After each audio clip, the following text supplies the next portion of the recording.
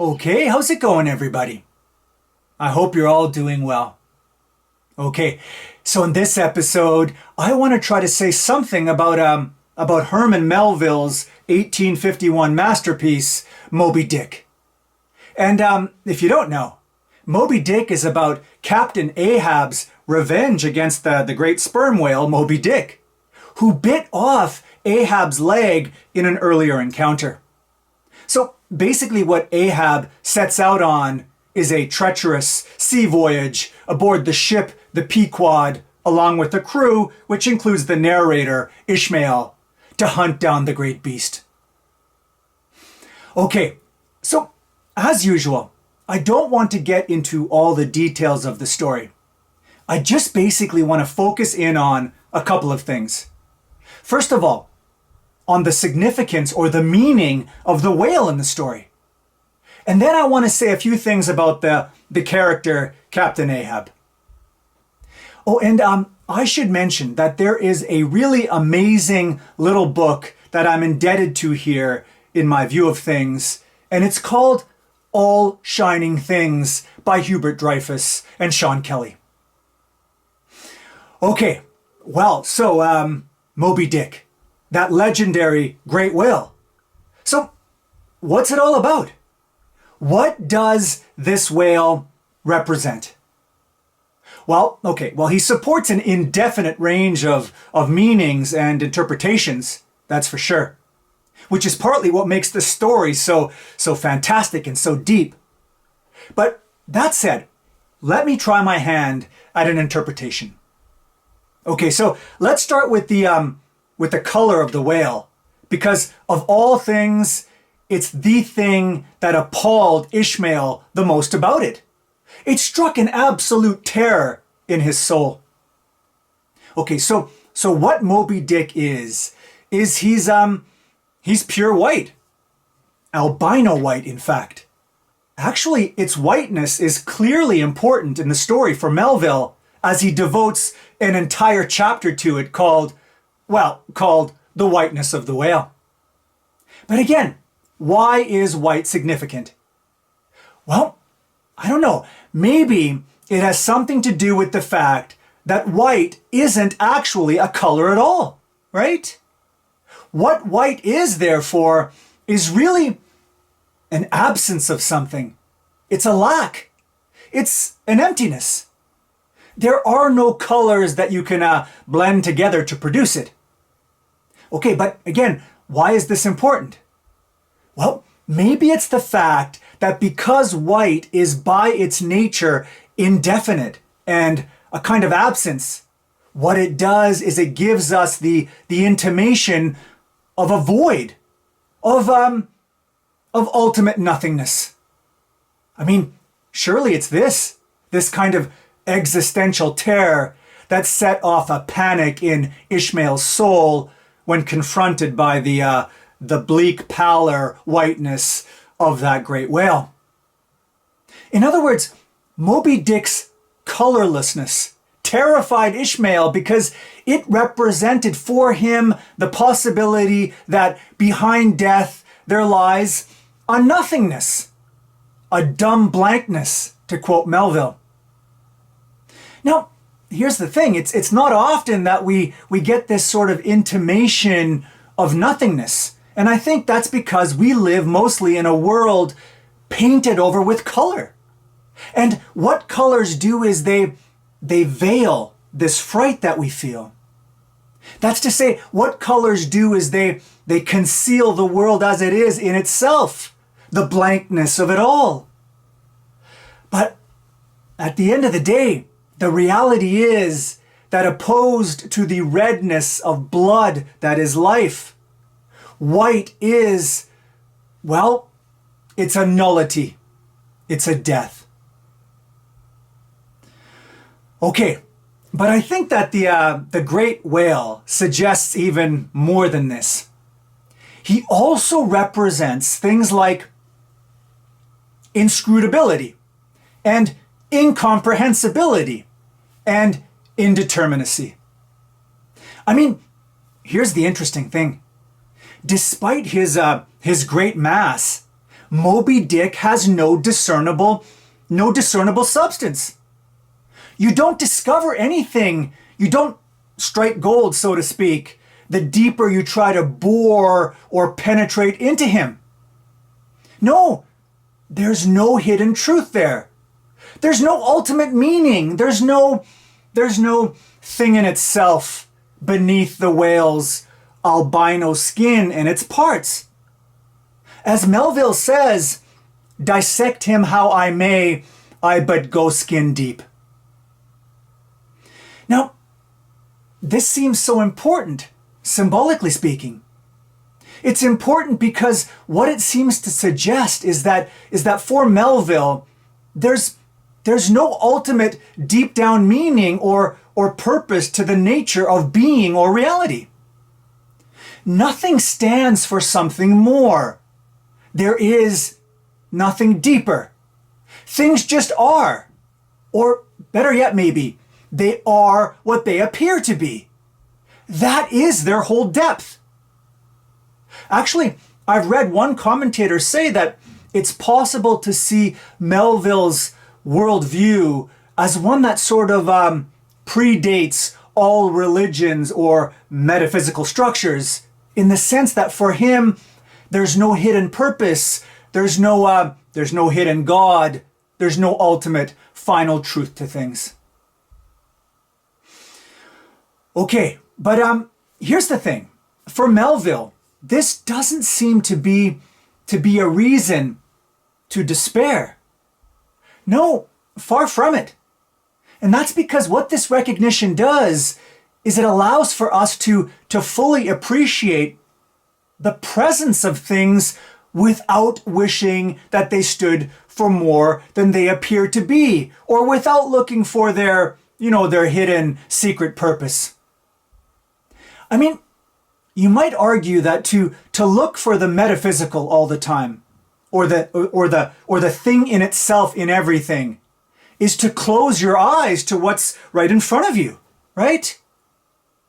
All of this is why Ishmael is so admirable, especially compared to Captain Ahab, and we'll get to him in a moment. What I mean is that what Ishmael seems to do is he seems to throw himself into the beautiful confusion and multiplicity that is life. He seems to understand that the world is made of images and moments, not ideas and abstractions. He wants life, not eternity.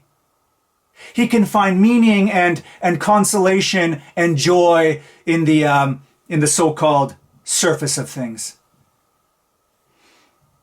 You know, if what I'm saying here is at all sound, it actually reminds me a little bit of what Nietzsche says in his preface to The Gay Science. Now, he says there that the Greeks knew how to live well. Now, what's required for that, he says, and I'm quoting him here, what's required to live well is to stop courageously at the surface, at the fold, at the skin, and to adore appearance. Those Greeks, they were superficial, out of profundity. Now, this is an absolutely amazing quote. And what it suggests, it seems to me, is that we must cast off the metaphysical world. We must get rid of this idea of the essence of things and appreciate the apparent world, the only one that is. Now, this means to appreciate what's nearest to us and to understand its fragility. It's to learn to transfer the highest or the most important value to the little and lowest things, to the folds and to the skin. But remember, that's all Moby-Dick is. He's the skin. He's the strained brow. He is the awesome appearance. For Nietzsche, and maybe even for Melville then, although again, this is speculation, for them to be freed from the tradition that seeks metaphysical comfort offers a new form of happiness and a new passion for everything that is delicate and near. Everything is right here if we are attentive to it. Okay, so now I want to talk about Captain Ahab. I want to say something about his monomaniacal drive for vengeance. In other words, why does Ahab seek revenge against the whale? What explains his frightful anger and his terrible wrath? Well, I said earlier that Ahab is pretty different from Ishmael, right? Remember, Ishmael, you could argue, seems to be someone who's less resistant to the idea of a world that's without ultimate meaning or foundation or coherency. He's okay with the idea of the inscrutability of things. Well, Captain Ahab is really not like this at all. No, he's someone who seems to need the universe to make sense. He needs for it to be governed by moral laws. He needs justice to exist. Okay, so how does this play out? Well, the point is that when Moby-Dick mutilated Ahab's leg in a previous whaling voyage, Ahab interpreted that act as a malicious one. In other words, for him, destruction must be the result of a malicious agency, of a murderous monster. There are no fortuitous events. There is no meaningless suffering. There is an eternal harmony, to quote Dostoevsky. So Ahab, wronged by the whale and therefore enraged by his mutilation, needs to put the world back into balance again. So Ahab seems to have a metaphysical view of the world that posits a deeper purpose and truth to things, an ultimate rightness. Actually, no, there's an interesting little part in the story where he picks up a carpenter's vise and holds it tight in his hand, and then he says, "I like a good grip. I like to feel something in this slippery world that can hold." So again, we see Ahab's psychological need for control and for ultimate comprehension. In other words, he just can't handle the possibility of ambiguity or indeterminacy. He can't handle something being slippery, like the whale. The worst thing Ahab can imagine is that the universe might be ultimately inscrutable, and that explains his attempt to try to restore things to how they should be, to some kind of ultimate truth or justice. The ultimate problem, though, is that Ahab's trying to take on the universe and trying to force on it a structure and a sense it just doesn't have. Sort of like trying to describe something that eludes classification. Okay, well, I want to say one last quick thing here about Captain Ahab, because I think it's important.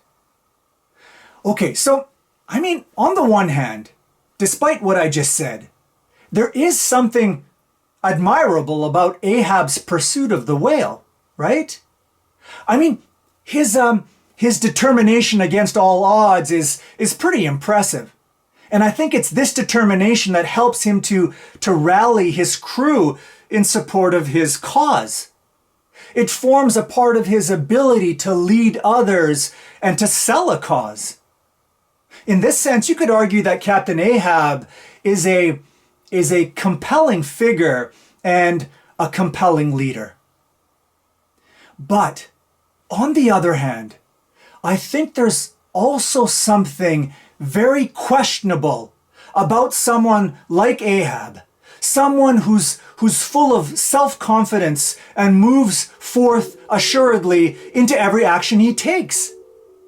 And what's questionable or disturbing about someone like this is that they present the world as obvious and as dogmatic. And so in their certainty and in their hubris, they are inflexibly committed to a vision of how things ought to be. But this is just to say that they refuse to recognize alternatives. They aren't capable of seeing or being receptive to multiple meanings and truths. Now, here's the thing. This isn't heroic or admirable. No, it's pathetic and it's dangerous.